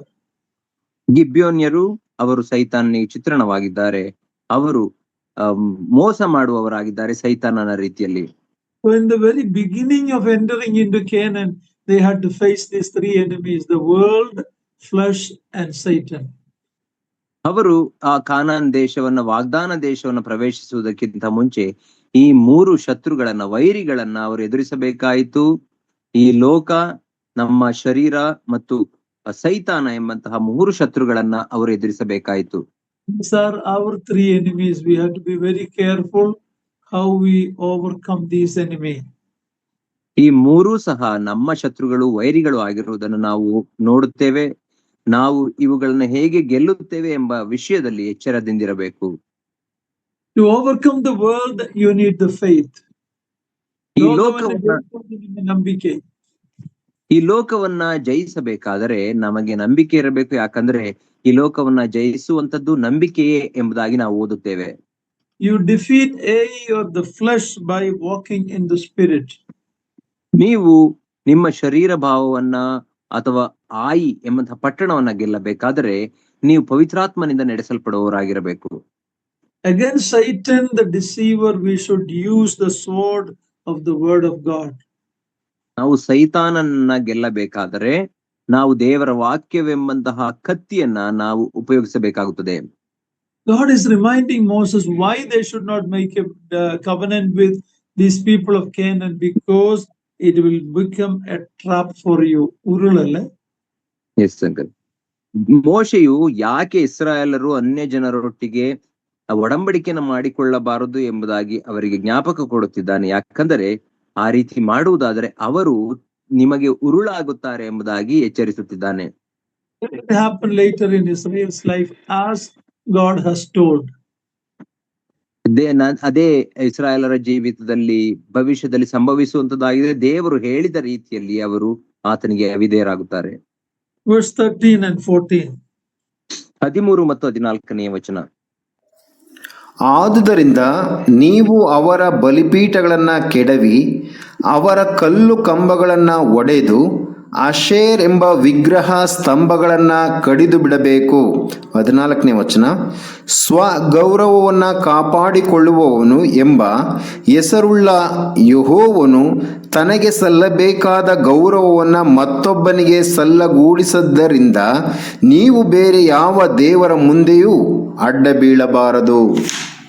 God is a jealous God, we read here. ನಮ್ಮ ದೇವರು ಆತನು ಸ್ವಗೌರವವುಳ್ಳಂತಹ ದೇವರು ಎಂಬುದಾಗಿ ಇಲ್ಲಿ ಓದುತ್ತೇವೆ. He does not want to share his glory with idols or false gods. ಆತನು ತನ್ನ ಮಹಿಮೆಯನ್ನ ಸುಳ್ಳು ದೇವರುಗಳೊಟ್ಟಿಗೆ ಅಥವಾ ವಿಗ್ರಹಗಳೊಟ್ಟಿಗೆ ಹಂಚಿಕೊಳ್ಳುವುದಿಲ್ಲ. His jealousy is different from our jealousy. ಆತನ ಸ್ವಾಭಿಮಾನ ಅದು ನಮ್ಮ ಹೊಟ್ಟೆ ಕಿಚ್ಚಿಗೆ ಗಿಂತಲೂ ಅದು ವಿಭಿನ್ನವಾಗಿದೆ. Our jealousy comes from sin, but God's jealousy comes because of his holiness. ನಮ್ಮ ಹೊಟ್ಟೆ ಕಿಚ್ಚು ಅದು ನಮ್ಮಲ್ಲಿರುವಂತಹ ಪಾಪದ ನಿಮಿತ್ತ ಬರುವಂತದ್ದಾಗಿದೆ. ಆದರೆ ದೇವರ ಸ್ವಾಭಿಮಾನ ಆತನ ಪರಿಶುದ್ಧತೆಯಿಂದ ಬರುವಂತದ್ದಾಗಿದೆ. When we say God is jealous, we don't need to apologize for saying that, but we need to understand what it means. ದೇವರು ಆತನ ಸ್ವಗೌರವವುಳ್ಳ ದೇವರು ಎಂಬುದಾಗಿ ಹೇಳುವಾಗ ಅಥವಾ ಹೊಟ್ಟೆ ಕಿಚ್ಚು ಪಡುವಂತ ದೇವರು ಎಂಬುದಾಗಿ ನಾವು ಹೇಳುವುದಾದರೆ ನಾವು ಕ್ಷಮಾಪಣೆ ಕೇಳುವ ಅವಶ್ಯಕತೆ ಇಲ್ಲ. ಯಾಕಂದ್ರೆ ಅದನ್ನ ನಾವು ಸರಿಯಾಗಿ ಅರ್ಥ ಮಾಡಿಕೊಳ್ಳಬೇಕು. Just like a husband should be jealous for his wife out of the love that he has for her. ಯಾವ ರೀತಿಯಲ್ಲಿ ಒಬ್ಬ ಗಂಡನು ತನ್ನ ಹೆಂಡತಿಯ ಮೇಲಿರುವಂತಹ ಪ್ರೀತಿಯ ನಿಮಿತ್ತ ಅವಳ ಮೇಲೆ ಆತನು ಅಭಿಮಾನವನ್ನ ಅಥವಾ ಹೊಟ್ಟೆ ಕಿಚ್ಚು ಪಡುತ್ತಾನೋ ಅದೇ ರೀತಿಯಲ್ಲಿ ಅದಕ್ಕೆ ಸಮಾನವಾಗಿದೆ. He wanted her to be his alone, so he will be jealous in the good sense for his wife whom he loved, and he feels she is mine and mine only. ಯಾವ ರೀತಿಯಲ್ಲಿ ಒಬ್ಬ ಗಂಡನು ತನ್ನ ಹೆಂಡತಿ ಕೇವಲ ತನಗೇ ಮೀಸಲಾಗಿರಬೇಕು ಎಂಬುದಾಗಿ ಆಕೆಯ ಕುರಿತಾಗಿ ಅಭಿಮಾನವನ್ನ ಹೊಂದಿದವನಾಗಿ ಆಕೆಯ ಕುರಿತಾಗಿ ಪ್ರೀತಿಯುಳ್ಳವನಾಗಿರುತ್ತಾನೋ ಅದೇ ರೀತಿಯಲ್ಲಿ ದೇವರು ಸಹ ನಮ್ಮ ಕುರಿತಾಗಿ ಅಭಿಮಾನ ಉಳ್ಳವನಾಗಿದ್ದಾನೆ. God considers the same with his children. In the New Testament, we know we are bought with a price. The universal church is engaged to one man, the Lord Jesus Christ. So God is jealous for his church, for you and me. ದೇವರು ತನ್ನ ಜನರಿಗಾಗಿಯೂ ಸಹ ಆತನು ಇದೇ ರೀತಿಯಲ್ಲಿ ಅಭಿಮಾನ ಉಳ್ಳವನಾಗಿದ್ದಾನೆ. ಯಾಕಂದರೆ ಆತನು ಸಾರ್ವತ್ರಿಕ ಸಭೆ ಎಂಬಂತಹ ತನ್ನ ಮೊದಲಿಗಿತ್ತಿಗೆ ಹಾಗಾಗಿ ಆತನು ಇದೇ ರೀತಿಯಲ್ಲಿ ಅಭಿಮಾನ ಉಳ್ಳವನಾಗಿದ್ದಾನೆ. 2 Corinthians chapter 11, read the first and second verse. 2 ಕೊರಿಂಥದವರಿಗೆ ಬರೆದ ಪತ್ರಿಕೆ 11ನೇ ಅಧ್ಯಾಯ ಮೊದಲನೆಯ 2 ವಚನಗಳನ್ನ ದಯಮಾಡಿ ಓದ್ರಿ.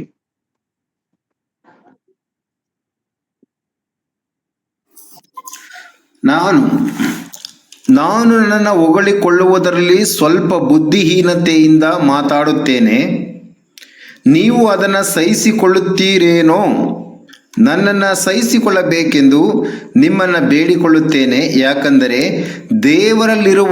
ದೇವರಲ್ಲಿರುವಂಥ ಚಿಂತೆಯಿಂದಲೇ ನಾನು ನಿಮ್ಮ ವಿಷಯದಲ್ಲಿ ಚಿಂತಿಸುತ್ತೇನೆ. ನಿಮ್ಮನ್ನ ಕ್ರಿಸ್ತನೆಂಬ ಒಬ್ಬನೇ ಪುರುಷನಿಗೆ ಶುದ್ಧ ಕನ್ಯೆಯಂತೆ ಒಪ್ಪಿಸಬೇಕೆಂದು ನಿಮ್ಮನ್ನ ಆತನಿಗೆ ನಿಶ್ಚಯ ಮಾಡಿದ್ದೇನಲ್ಲ. Next verse also, brother. Next verse. 3ನೇ ವಚನ.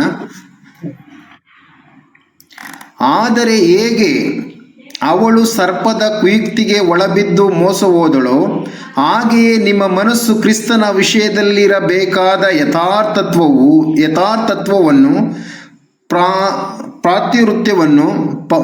ಪ್ರಾತಿವೃತ್ಯವನ್ನು ಬಿಟ್ಟು ಕೆಟ್ಟು ಹೋದಿತೆಂದು ನನಗೆ ಭಯ ಉಂಟು. Yeah, we are engaged to the Lord Jesus Christ. That is the universal church.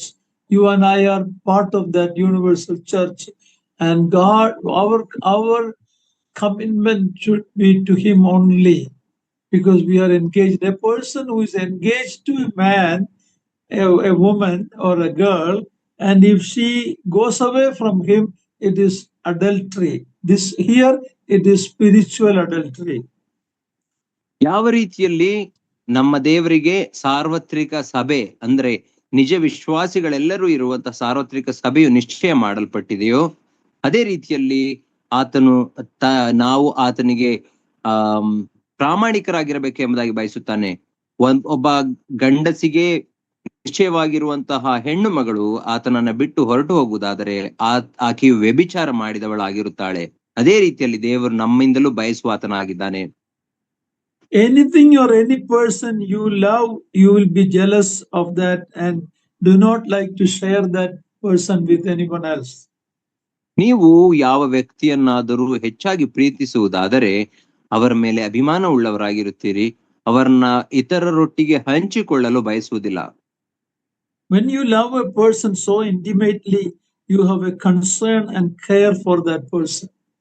ಒಬ್ಬ ವ್ಯಕ್ತಿಯನ್ನ ನೀವು ಆಳವಾಗಿ ಪ್ರೀತಿಸುವುದಾದರೆ ಆತನ ಕುರಿತಾಗಿ ಚಿಂತೆಯುಳ್ಳವರಾಗಿರುತ್ತೀರಿ, ಆತನ ಬಗ್ಗೆ ಯೋಚಿಸುವವರಾಗಿರುತ್ತೀರಿ. So the English word jealousy, when it is related to God, it's a holy jealousy. It is a protecting jealousy. I don't know, that jealousy word may not be able to be translated in Kannada properly. Right. ನಾವು English ಭಾಷೆಯಲ್ಲಿ jealousy ಎಂಬುದಾಗಿ ಹೇಳುವ, ಕನ್ನಡ ಭಾಷೆಯಲ್ಲಿ ಹೊಟ್ಟೆ ಕಿಚ್ಚು ಎಂಬುದಾಗಿ ಅದು ತರ್ಜುಮೆ ಆಗುತ್ತದೆ. ಆದರೆ ದೇವರ ಪರಿಶುದ್ಧತೆಯ ಪ್ರೀತಿ ಅಭಿಮಾನವನ್ನ ನಾವು ಹೊಟ್ಟೆ ಕಿಚ್ಚು ಎಂಬುದಾಗಿ ಹೇಳಲು ಸಾಧ್ಯವಿಲ್ಲ. ಕನ್ನಡ ಭಾಷೆಯಲ್ಲಿ ಈ ದೇವರ ಅಭಿಮಾನ ಪ್ರೀತಿಗೆ ಸರಿಯಾದಂತಹ ಪದ ಪ್ರಯೋಗವಿಲ್ಲ. So it is a protecting jealousy. It is a caring jealousy that we should not go away from total commitment to Him. ಆತನು ನಮ್ಮ ಕುರಿತಾಗಿ ಅಭಿಮಾನ ತಾಪ ಉಳ್ಳವನಾಗಿರುತ್ತಾನೆ. ನಮ್ಮನ್ನ ಪ್ರೀತಿಸುವವನಾಗಿ ನಾವು ಆತನಿಗೆ ಪ್ರಾಮಾಣಿಕರಾಗಿರಬೇಕು. ಆತನನ್ನ ಬಿಟ್ಟು ನಾವು ಎಡಕ್ಕಾಗಲಿ ಬಲಕ್ಕಾಗಲಿ ತಿರುಗಬಾರದು ಎಂಬುದಾಗಿ ಆತನು ಬಯಸುವ ಆತನಾಗಿದ್ದಾನೆ.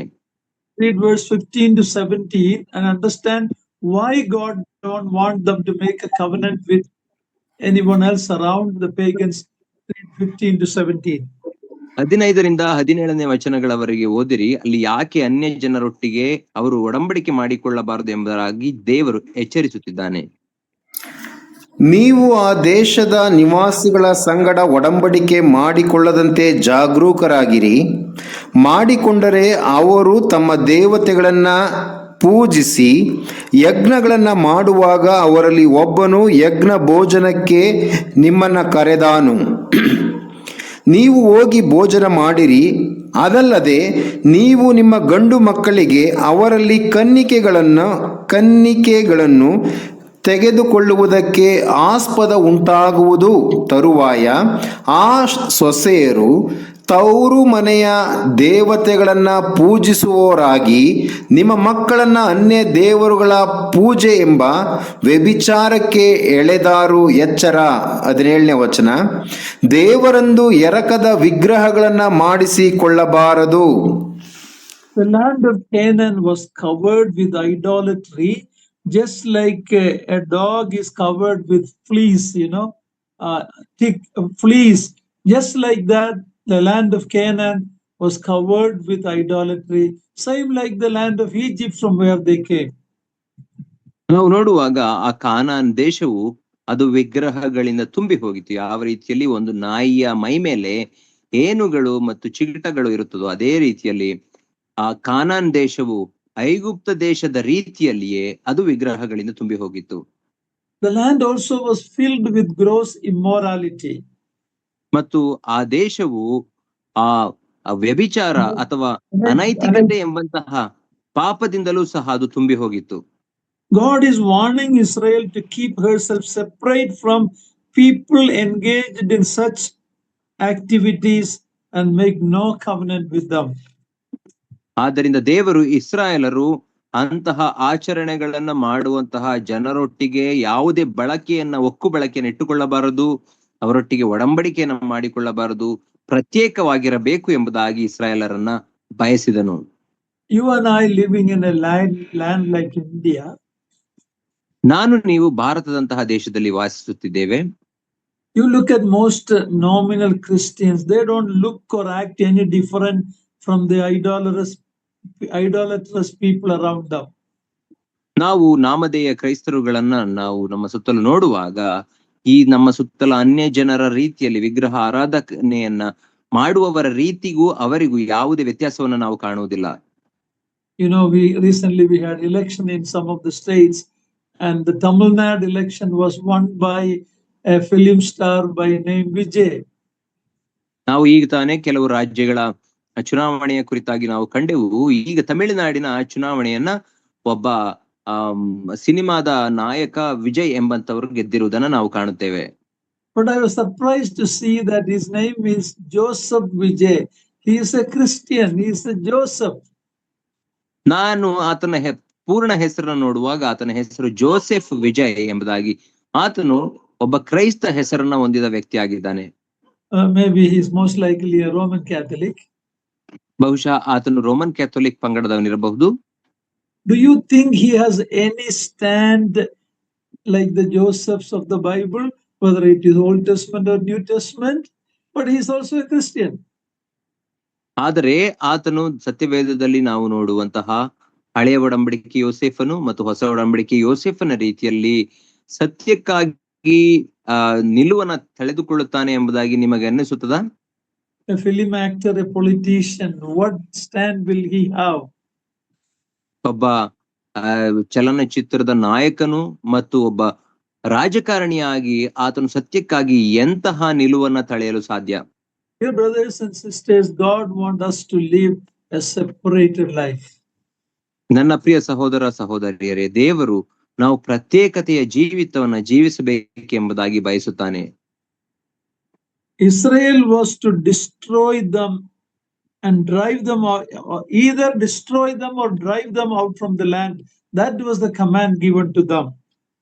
ದೇವರು ಇಸ್ರಾಯೇಲರಿಗೆ ಕೊಟ್ಟ ಆಜ್ಞೆ ಏನಾಗಿತ್ತು ಎಂದರೆ ಅವರನ್ನ ನಾಶ ಮಾಡಬೇಕು, ಇಲ್ಲ ಆ ದೇಶದಿಂದ ಅವರನ್ನ ಹೊರಗೆ ಅಟ್ಟಬೇಕು. ಇದು ದೇವರು ಇಸ್ರಾಯೇಲರಿಗೆ ಕೊಟ್ಟಂತಹ ಆಜ್ಞೆ ಆಗಿತ್ತು.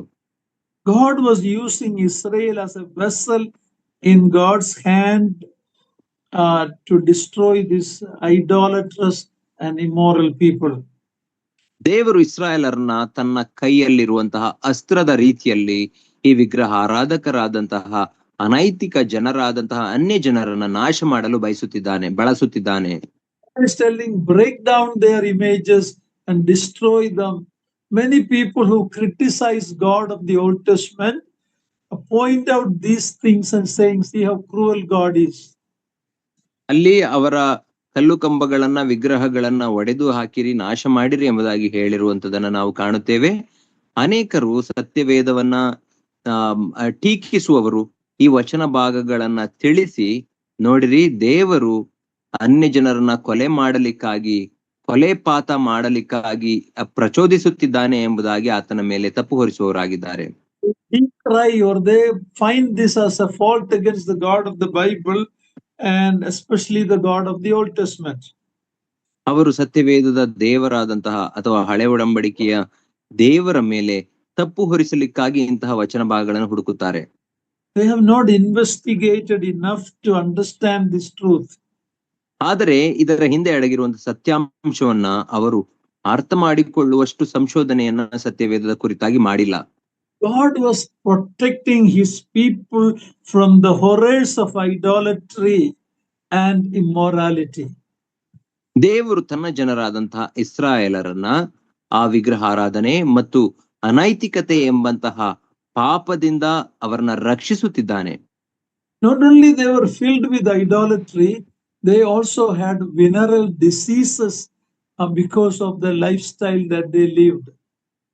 ಆ ಅನ್ಯ ಜನರು ಅವರು ವಿಗ್ರಹಾರಾಧನೆಯನ್ನ ಮಾಡುವುದರೊಟ್ಟಿಗೆ ಅವರು ಅನೇಕ ರೋಗಗಳನ್ನು ಸಹ ಅಥವಾ ಲೈಂಗಿಕ ರೋಗಗಳನ್ನು ಸಹ ಹೊತ್ತು ಅವರ ದೇಹಗಳಲ್ಲಿ ಇಟ್ಟುಕೊಂಡಿದ್ದರು. ಅದರಿಂದ ದೇವರು ಇಸ್ರಾಯೇಲರನ್ನ ರಕ್ಷಿಸುತ್ತಿದ್ದಾನೆ. God wants them to be a holy people and a healthy people. ದೇವರು ಅವರನ್ನ ಪರಿಶುದ್ಧ ಜನರು ಮತ್ತು ಆರೋಗ್ಯವಂತ ಜನರಾಗಿರಬೇಕು ಎಂಬುದಾಗಿ ಅವರನ್ನ ಬಯಸುತ್ತಿದ್ದಾನೆ. Later history of Israel shows that they did not obey God, did not clear the land of these people, worshipped their idols, they married with them, and Israel lost their call of separation. ಆದರೆ ಇಸ್ರಾಯೇಲರ ಇತಿಹಾಸವನ್ನು ನಾವು ಓದುವಾಗ ದೇವರ ಈ ಆಜ್ಞೆಗಳನ್ನ ಅವರು ಮೀರಿದರು. ಆ ಅನ್ಯ ಜನರೊಟ್ಟಿಗೆ ಒಡಂಬಡಿಕೆಗಳನ್ನು ಮಾಡಿಕೊಂಡರು, ವಿಗ್ರಹಾರಾಧನೆಯನ್ನ ಮಾಡಿದರು, ಅವರ ಹೆಣ್ಣು ಮಕ್ಕಳನ್ನ ಮದುವೆ ಮಾಡಿಕೊಂಡರು ಮತ್ತು ದೇವರ ಎಲ್ಲಾ ಆಜ್ಞೆಗಳನ್ನು ಅವರು ತಿರಸ್ಕರಿಸಿ ಬಿಡುವುದನ್ನು ನಾವು ನೋಡುತ್ತೇವೆ. Immorality and idolatry goes together. ಅನೈತಿಕತೆ ಮತ್ತು ವಿಗ್ರಹಾರಾಧನೆ ಎರಡು ಎಂದಿಗೂ ಜೊತೆಯಾಗಿರುವಂತವುಗಳಾಗಿವೆ. So Israel suffered the consequence. Finally, God had to send them out from the land. ಆದ್ದರಿಂದ ಇಸ್ರಾಯೇಲರು ತಮ್ಮ ಈ ಮೀರಿದಂತಹ ಆಜ್ಞೆಯ ಪ್ರತಿಫಲವನ್ನ ಅವರು ಅನುಭವಿಸಬೇಕಾಯಿತು. ದೇವರು ಇಸ್ರಾಯೇಲರನ್ನ ಆ ಕಾನಾನ್ ದೇಶದಿಂದ ನಂತರದ ದಿನಗಳಲ್ಲಿ ಹೊರಡಿಸಿ ಬಿಡುವುದನ್ನು ನಾವು ಕಾಣುತ್ತೇವೆ. In Numbers 25, we have a picture of this happening with the Moabites when the women of those Moabites came to Israelites, attracted the sons, and they went and got into their idolatry. They married these women, they interchanged, they mixed marriages, and what a terrible judgment came on that people during that time. Numbers 25. ನಾವು ಅರಣ್ಯಕಾಂಡ ಪುಸ್ತಕ 25ನೇ ಅಧ್ಯಾಯಕ್ಕೆ ಬರುವಾಗ ಅಲ್ಲಿ ಆ ಅನ್ಯ ಜನರಾದಂತಹ Moab ಸ್ತ್ರೀಯರು ಇಸ್ರಾಯೇಲರನ್ನ ತಮ್ಮ ಸೌಂದರ್ಯದಿಂದ ವಯ್ಯಾರದಿಂದ ಅವರನ್ನ ಪಾಪಕ್ಕೆ ಪ್ರೇರೇಪಿಸುವುದು, ಅವರೊಟ್ಟಿಗೆ ಮದುವೆ ಮಾಡಿಕೊಂಡು ಅವರನ್ನ ವಿಗ್ರಹಾರಾಧನೆಗೆ ಎಳೆಯುವುದನ್ನು ನಾವು ಕಾಣುತ್ತೇವೆ. ಅದರ ನಿಮಿತ್ತದಿಂದಾಗಿ ಇಸ್ರಾಯೇಲರು ದೇವರಿಂದ ತಿರಸ್ಕರಿಸಲ್ಪಡುವುದನ್ನ ಮತ್ತು ಆ ಪಾಪಕ್ಕೆ ಒಳಗಾಗಿ ದೇವರಿಂದ ಶಿಕ್ಷೆ ಹೊಂದುವುದನ್ನು ನಾವು ಕಾಣುತ್ತೇವೆ. My dear brothers and sisters, we need to be very careful in marriage relationship for our children. ನನ್ನ ಪ್ರಿಯ ಸಹೋದರ ಸಹೋದರಿಯರೇ, ನಮ್ಮ ಮಕ್ಕಳಿಗೆ ನಾವು ಎಂತಹ ಮದುವೆಯ ಸಂಬಂಧವನ್ನ ಹುಡುಕುತ್ತೇವೆ ಎಂಬುದರ ಕುರಿತಾಗಿ ಎಚ್ಚರದಿಂದಿರಬೇಕು. Don't say that they're just a Christian, so that's enough. Don't say that. One sister asked in our church, why we should only marry from brethren? Why cannot we marry from other? You will pay the consequence of that if you compromise. ಆದ್ದರಿಂದ ನಾವು ಕ್ರೈಸ್ತನಾಗಿದ್ದರೆ ಸಾಕು, ಕ್ರೈಸ್ತ ಹುಡುಗಿಯಾಗಿದ್ದರೆ ಸಾಕು, ಮದುವೆ ಮಾಡಿಕೊಳ್ಳೋಣ ಎಂಬುದಾಗಿ ನಾವು ನೆನೆಸುತ್ತೇವೆ. ಆ ರೀತಿ ಎಂದಿಗೂ ನೆನೆಸಬಾರದು. ನಮ್ಮ ಸಭೆಯಲ್ಲಿ ಒಬ್ಬ ಸಹೋದರಿ ಕೇಳಿದಳು, ಯಾಕೆ ಸಹೋದರರೇ ನಾವು ಬ್ರದರನ್ ಸಭೆಯಿಂದ ಮಾತ್ರ ಸಂಬಂಧಗಳನ್ನು ತೆಗೆದುಕೊಳ್ಳಬೇಕು ಎಂಬುದಾಗಿ ಕೇಳಿದಳು. ಆದರೆ ಅದರಿಂದ ಬರುವಂತಹ ಪ್ರತಿಫಲ ಪರಿಣಾಮವನ್ನ ನಾವು ಅನುಭವಿಸಲೇಬೇಕಾಗುತ್ತದೆ. You know how many elders have compromised in this area in our midst, and that has made our assemblies weak. ನಮ್ಮ ಮಧ್ಯದಲ್ಲಿರುವಂತಹ ಎಷ್ಟೋ ಸಭಾ ಹಿರಿಯರೇ ಮದುವೆಯ ವಿಷಯದಲ್ಲಿ ತಮ್ಮ ಮಕ್ಕಳಿಗೆ ಬೇರೆಯ ಅನ್ಯ ಜನರನ್ನ ಅಥವಾ ಡಿನಾಮಿನೇಷನ್ ಕ್ರೈಸ್ತರನ್ನ ಮದುವೆ ಮಾಡಿರುವುದನ್ನು ನಾವು ಕಾಣುತ್ತೇವೆ. ಅದರಿಂದ ತಮ್ಮ ಕುಟುಂಬಗಳು, ತಮ್ಮ ಸಭೆ ಬಲಹೀನವಾಗಿರುವುದನ್ನು ನಾವು ಕಾಣುತ್ತೇವೆ. Idolatry is specifically pointed out. There are 3,000 people who died because of the Basava idolatry. ಇಲ್ಲಿ ಈ ಚಿನ್ನದ ಬಸವನನ್ನ ಆರಾಧನೆ ಮಾಡಿ ಪೂಜಿಸಿದ ಆ ಪಾಪದ ನಿಮಿತ್ತ, ಆ ವಿಗ್ರಹಾರಾಧನೆ ನಿಮಿತ್ತ 3,000 ಜನರು ಸತ್ತರು ಎಂಬುದಾಗಿ ನಾವು ಓದುತ್ತೇವೆ. Read verse 18 to 23. 18ರಿಂದ 23ನೇ ವಚನಗಳವರೆಗೆ ಓದಿರಿ. ಉಳಿಲ್ಲದ ರೊಟ್ಟಿಗಳನ್ನ ತಿನ್ನಬೇಕಾದ ಜಾತ್ರೆಯನ್ನ ಆಚರಿಸಬೇಕು. ನಾನು ನಿಮಗೆ ಆಜ್ಞಾಪಿಸಿದಂತೆ ನೀವು ಚೈತ್ರ ಮಾಸದ ನೇಮಕವಾದ ಕಾಲದಲ್ಲಿ 7 ದಿವಸ ಉಳಿಯಿಲ್ಲದ ರೊಟ್ಟಿಗಳನ್ನು ತಿನ್ನಬೇಕು. ನೀವು ಚೈತ್ರ ಮಾಸದಲ್ಲಿಯೂ ಐಗುಪ್ತ ದೇಶದಿಂದ ಬಿಡುಗಡೆಯಾಗಿ ಬಂದೀರಲ್ಲ. ಪ್ರಥಮ ಗರ್ಭವೆಲ್ಲ ಅಂದರೆ ನಿಮ್ಮ ದನ ಕುರಿಗಳಲ್ಲಿ ಹುಟ್ಟುವ ಚೊಚ್ಚಲು ಮರಿಗಳೆಲ್ಲ ಗಂಡಾದ ಪಕ್ಷಕ್ಕೆ ನನ್ನದೇ. ಕತ್ತೆಯ ಮರಿಗೆ ಬದಲಾಗಿ ಕುರಿ ಮರಿಯನ್ನ ಕೊಟ್ಟು ಆ ಕತ್ತೆಯ ಮರಿಯನ್ನ ಬಿಡಿಸಬಹುದು. ಹಾಗೆ ಬಿಡಿಸಲೊಲ್ಲದೆ ಹೋದರೆ ಅದರ ಕುತ್ತಿಗೆ ಮುರಿದು ಕೊಂದು ಬಿಡಬೇಕು. ಆದರೆ ನಿಮ್ಮ ಚೊಚ್ಚಲು ಗಂಡು ಮಗುವನ್ನ ಕೊಲ್ಲದೆ ಬದಲು ಕೊಟ್ಟು ಬಿಡಿಸಲೇಬೇಕು. ಒಬ್ಬರು ಕೈಯಲ್ಲಿ ಕಾಣಿಕೆ ಇಲ್ಲದೆ ನನ್ನ ಸನ್ನಿಧಿಯಲ್ಲಿ ಕಾಣಿಸಿಕೊಳ್ಳಬಾರದು. 6 ದಿವಸಗಳು ನಿಮ್ಮ ಕೆಲಸವನ್ನ ನಡೆಸಿ 7ನೆಯ ದಿನದಲ್ಲಿ ಯಾವ ಕೆಲಸವನ್ನು ಮಾಡದೇ ಇರಬೇಕು. ಉಳುವ ಕಾಲದಲ್ಲಿಯೂ ಕೊಯ್ಯುವ ಕಾಲದಲ್ಲಿಯೂ ಹಾಗೆಯೇ 7ನೆಯ ದಿನದಲ್ಲಿ ಕೆಲಸ ಮಾಡದೇ ಇರಬೇಕು. ಪಸ್ಕವಾದ 7 ವಾರಗಳ ಮೇಲೆ ನಡೆಯುವ ಜಾತ್ರೆ ಅಂದರೆ ಗೋಧಿ ಬೆಳೆಯ ಪ್ರಥಮ ಸಮರ್ಪಣದ ಸುಗ್ಗಿ ಜಾತ್ರೆನ ಸರ್ವೋತ್ಸವದ ಅಂತ್ಯದಲ್ಲಿ ಫಲ ಸಂಗ್ರಹದ ಜಾತ್ರೆಯನ್ನ ಆಚರಿಸಬೇಕು. ವರುಷಕ್ಕೆ 3 ಆವರ್ತಿ. 23ನೇ ವಚನ. ನಿಮ್ಮಲ್ಲಿರುವ ಗಂಡಸರೆಲ್ಲರೂ ಇಸ್ರಾಯೇಲರ ದೇವರಾಗಿರುವ ಕರ್ತನಾದ ಯೆಹೋವನ ಸನ್ನಿಧಿಯಲ್ಲಿ ನೆರೆಯಬೇಕು. God is preparing Israel to enter the land by re-establishing the feast and the Sabbath. ದೇವರು ತನ್ನ ಜನರಾದಂಥ ಇಸ್ರಾಯೇಲರನ್ನ ಆ ಹುಳಿಯಿಲ್ಲದ ರೊಟ್ಟಿಯ ಹಬ್ಬ ಮತ್ತು ಬೇರೆಯ ಹಬ್ಬಗಳನ್ನ ನೇಮಿಸುವುದರ ಮೂಲಕ ಆ ಕಾನಾನ್ ದೇಶ ಪ್ರವೇಶಿಸಲು ಸಿದ್ಧಪಡಿಸುತ್ತಿದ್ದಾನೆ.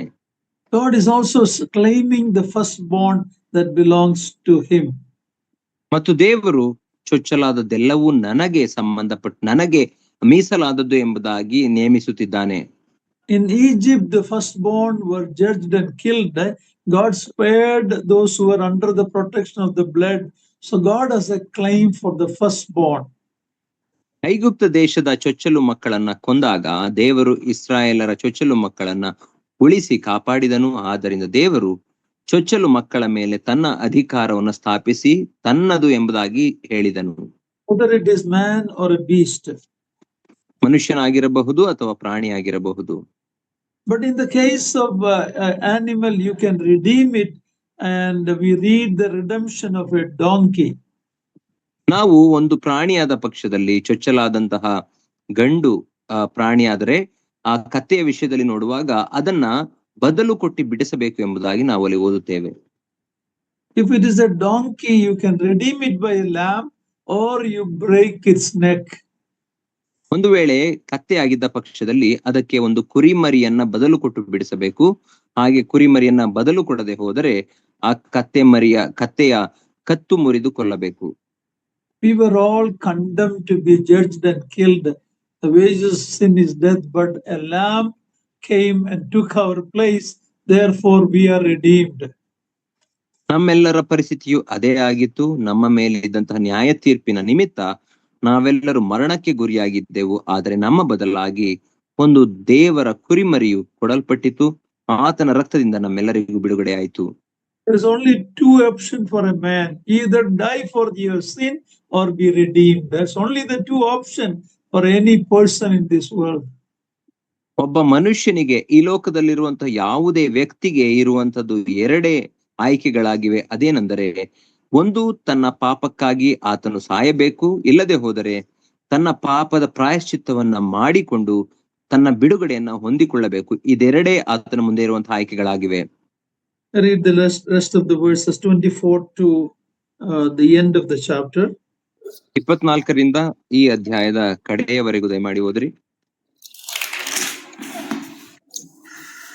ನಾನು ನಿಮ್ಮ ಎದುರಿನಿಂದ ಅನ್ಯ ಜನಗಳನ್ನ ಓಡಿಸಿ ನಿಮ್ಮ ದೇಶವನ್ನ ವಿಸ್ತರಿಸುವೆನು. ಅಷ್ಟೇ ಅಲ್ಲದೆ ನೀವು ವರ್ಷಕ್ಕೆ 3 ಆವರ್ತಿ ನಿಮ್ಮ ದೇವರಾದ ಯೆಹೋವನ ಸನ್ನಿಧಿಗೆ ಹೋಗುವಾಗ ಯಾರೂ ನಿಮ್ಮ ಭೂಮಿಯನ್ನ ಅಪಹರಿಸುವುದಕ್ಕೆ ಅಪೇಕ್ಷಿಸುವುದಿಲ್ಲ.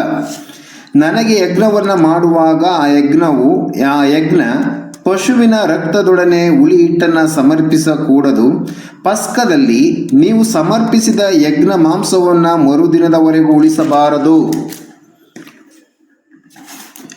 ಭೂಮಿಯ ಪ್ರಥಮ ಫಲಗಳಲ್ಲಿ ಶ್ರೇಷ್ಠವಾದದನ್ನು ನಿಮ್ಮ ದೇವರಾದ ಯೆಹೋವನ ಮಂದಿರಕ್ಕೆ ತರಬೇಕು.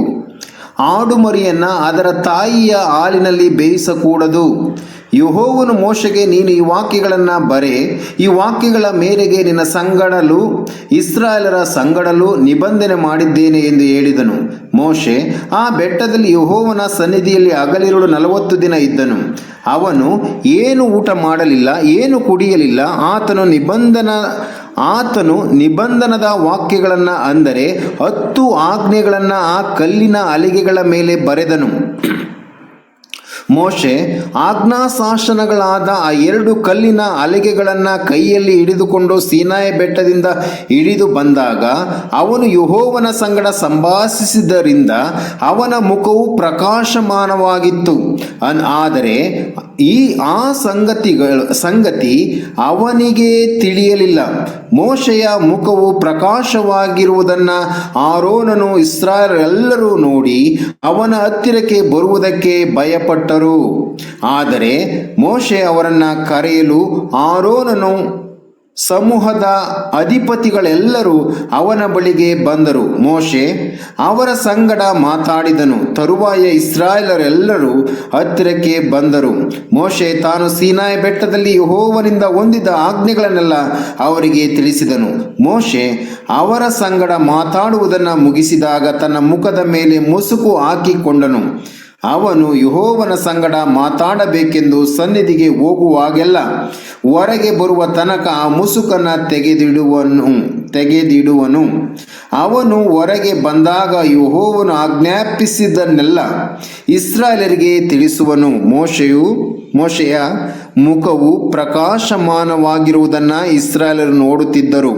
ಆದ ಕಾರಣ ಅವನು ಯೆಹೋವನ ಸಂಗಡ ಮಾತಾಡುವುದಕ್ಕೆ ಹೋಗುವವರೆಗೂ ತನ್ನ ಮುಖದ ಮೇಲೆ ಆ ಮುಸುಕನ್ನು ತಿರುಗಿ ಹಾಕಿಕೊಂಡಿರುವವನು.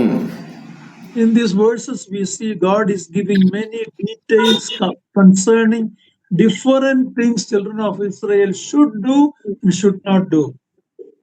ಇಲ್ಲಿ ದೇವರು ಅನೇಕ ಸಂಗತಿಗಳ ಕುರಿತಾಗಿ ಇಸ್ರಾಯೇಲರು ಮಾಡಬೇಕಾದ ಮತ್ತು ಮಾಡಬಾರದ ವಿಷಯಗಳ ಕುರಿತಾಗಿ ಆಜ್ಞೆ ಕೊಡುತ್ತಿದ್ದಾನೆ.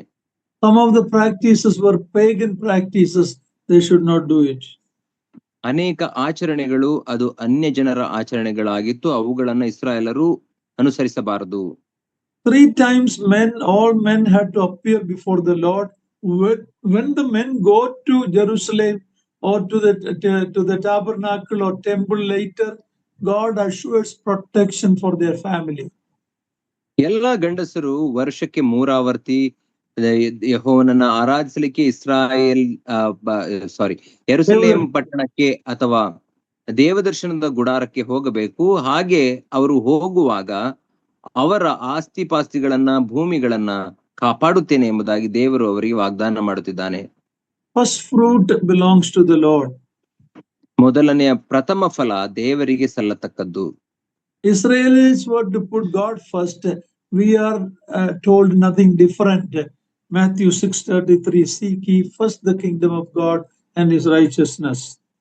ಇಸ್ರಾಯೇಲರು ದೇವರಿಗೆ ಪ್ರಥಮ ಸ್ಥಾನವನ್ನ ಕೊಡಬೇಕಾಗಿತ್ತು. ಅದೇ ರೀತಿಯಲ್ಲಿ ನಮಗೂ ಸಹ ಬೇರೆಯ ಆಜ್ಞೆ ಇಲ್ಲ. ನಾವು ಮತ್ತಾಯನ ಸುವಾರ್ತೆ 6ನೇ ಅಧ್ಯಾಯ 23ನೇ ವಚನದಲ್ಲಿ ಓದು ಪ್ರಕಾರ 33ನೇ ವಚನದಲ್ಲಿ ಓದು ಪ್ರಕಾರ ದೇವರ ರಾಜ್ಯಕ್ಕಾಗಿಯೂ ನೀತಿಗಾಗಿಯೂ ಮೊದಲು ತವಕ ಪಡಿರಿ, ಅವುಗಳ ಕೂಡ ನಿಮಗೆ ಎಲ್ಲವೂ ದೊರೆಯಲ್ಪಡುವುದು. Dear brothers and sisters, how much first priority we give to God.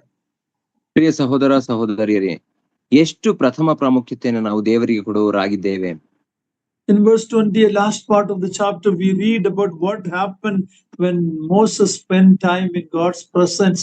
He didn't realize, but there was a glow on his face which others could see. ನಾವು 29ನೇ ವಚನದಲ್ಲಿ ಮತ್ತು ಕಡೆಯ ಭಾಗದಲ್ಲಿ ಮೋಶೆಯು ದೇವರೊಟ್ಟಿಗೆ ಸಂಭಾಷಿಸಿದ್ದರಿಂದ ಆತನ ಮುಖವು ಹೇಗೆ ಪ್ರಕಾಶಮಾನವಾಯಿತು, ಇತರರು ಆತನ ಮುಖವನ್ನು ನೋಡ್ಲಿಕ್ಕಾಗಲಿಲ್ಲ ಎಂಬುದಾಗಿ ನಾವು ಅಲ್ಲಿ ಓದುತ್ತೇವೆ. No, he didn't realize that his face had a glow, but others recognized it. ಆತನ ಮುಖವು ಪ್ರಕಾಶಮಾನವಾಗಿತ್ತು ಎಂಬುದನ್ನ ಮೋಶೆಗೆ ಅರಿವಾಗಲಿಲ್ಲ, ಆದರೆ ಇತರರು ಅದನ್ನ ಗುರುತಿಸಿದರು. That is what happened when you and I spend time in God's presence. ಅದೇ ನಾನು ನೀವು ದೇವರ ಸನ್ನಿಧಿಯಲ್ಲಿ ಹೆಚ್ಚು ಸಮಯವನ್ನ ಕಳೆಯುವಾಗ ಸಂಭವಿಸುವಂತದ್ದಾಗಿದೆ. 2 Corinthians 3:18, please read that, how that applies to you and me today. 2 ಕೊರಿಂಥದವರಿಗೆ ಬರೆದ ಪತ್ರಿಕೆ 3ನೇ ಅಧ್ಯಾಯ 8ನೇ ವಚನವನ್ನು ದಯಮಾಡಿ ಓದಿರಿ. 18. 18ನೇ ವಚನವನ್ನು ದಯಮಾಡಿ ಓದಿರಿ. 2 ಕೊರಿಂಥ 3:18. ನಾನು ನಿಮಗೂ ಅದು ಅನ್ವಯಿಸುವಂತದ್ದಾಗಿದೆ. ನಾವೆಲ್ಲರೂ ಮುಸುಕು ತೆಗೆದಿರುವ ಮುಖದಿಂದ ಕರ್ತನ ಪ್ರಭಾವವನ್ನ ದರ್ಪಣದಲ್ಲಿ ಕಾಣಿಸುತ್ತದೋ ಎಂಬಂತೆ ದೃಷ್ಟಿಸುವವರಾಗಿದ್ದು ಪ್ರಭಾವದಿಂದ ಅಧಿಕ ಪ್ರಭಾವಕ್ಕೆ ಹೋಗುತ್ತಾ ಆ ಪ್ರಭಾವದ ಸಾರೂಪ್ಯ ಉಳ್ಳವರೇ ಆಗುತ್ತೇವೆ. ಇದು ದೇವರಾತ್ಮನಾಗಿರುವ ಕರ್ತನ ಕೆಲಸಕ್ಕನುಸಾರವಾದದ್ದೇ. What happens when we behold our Lord Jesus Christ through the word of God? We go from glory to glory. ನಾವು ದೇವರ ವಾಕ್ಯದ ಮೂಲಕ ನಮ್ಮ ಕರ್ತನಾದಂತ ಯೇಸು ಕ್ರಿಸ್ತನನ್ನ ದೃಷ್ಟಿಸುವಾಗ ಏನಾಗುತ್ತದೆ? ನಾವು ಮಹಿಮೆಯಿಂದ ಮಹಿಮೆಗೆ ಹೋಗುವವರಾಗಿರುತ್ತೇವೆ. We may not know, but other people will know when we spend time with the Lord. ಅದು ನಮಗೆ ಗೊತ್ತಾಗದೇ ಇರಬಹುದು, ಆದರೆ ನಾವು ದೇವರೊಟ್ಟಿಗೆ ಸಮಯವನ್ನ ಕಳೆಯುವಾಗ ನಮ್ಮಲ್ಲಿರುವಂತಹ ಮಹಿಮೆಯನ್ನ ಇತರರು ಗುರುತಿಸುತ್ತಾರೆ. The glory that Moses saw was going to depart. It's a glory that is going to depart, but not for us. We are going to enter into that glory forever and ever. ಮೋಶೆಯ ಮುಖದ ಪ್ರಕಾಶವು ಅದು ತಾತ್ಕಾಲಿಕವಾದದ್ದಾಗಿತ್ತು ಮತ್ತು ಅದು ಹೊರಟು ಹೋಗುವಂತಹ ಮಹಿಮೆಯಾಗಿತ್ತು. ಆದರೆ ನನಗೆ ನಿಮಗೆ ಇರುವಂತಹ ಮಹಿಮೆಯು ಅದು ಶಾಶ್ವತವಾದದ್ದು. ಅದು ಪರಲೋಕದಲ್ಲಿ ನಮಗೆ ಶಾಶ್ವತವಾಗಿ ದೊರೆಯುವಂತದ್ದಾಗಿದೆ. ಎಂದಿಗೂ ಬಾಡಿ ಹೋಗದ ಅಥವಾ ಮಸುಕಾಗಿ ಹೋಗದ ಮಹಿಮೆಯನ್ನ ದೇವರು ನಮಗೆ ಕೊಡುತ್ತಾನೆ. We are going to enter into his glory one day. ನಾವು ಆತನ ಮಹಿಮೆಗೆ ಒಂದು ದಿನ ಪ್ರವೇಶಿಸುತ್ತೇವೆ. We are justified. ನಾವು ನಾವು ನೀತಿವಂತರಾಗಿದ್ದೇವೆ.